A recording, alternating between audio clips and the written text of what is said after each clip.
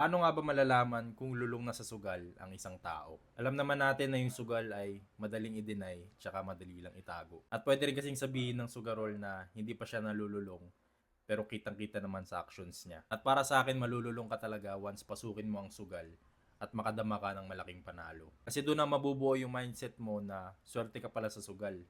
Lagi palang panalo dito. Pero sa totoo lang, maswerte pa rin talaga yung mga taong hindi manalo-nalo sa sugal.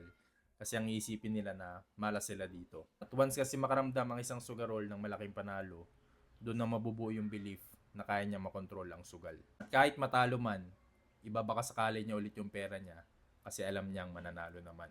Kasi ang magiging mindset niyan, nanalo naman ako ng una eh.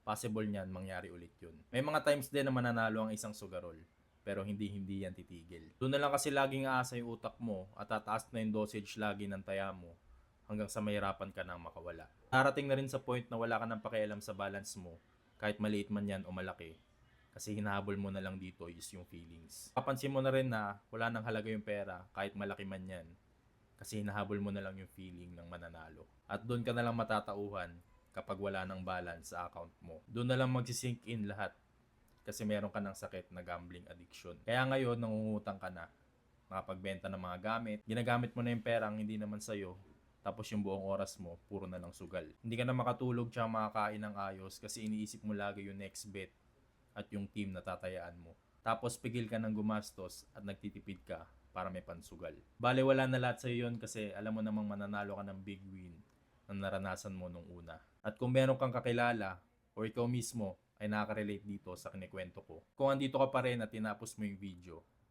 ibig sabihin yan, lulong ka na sa sugal. At gusto ko lang din malaman nyo na meron pang pag-asang makabangon. Kailangan mo lang din arestuhin ng pagsusugal one day at a time. Kailangan mo na rin tong i-open sa iba kasi ang katotohanan ang magpapalaya sa'yo. Kasi habang tinatago mo yan, mas lalo lang yan lalala at lalaki. At gusto ko lang di ipaalala at lagi kong sasabihin na wala po talagang nananalo sa sugal.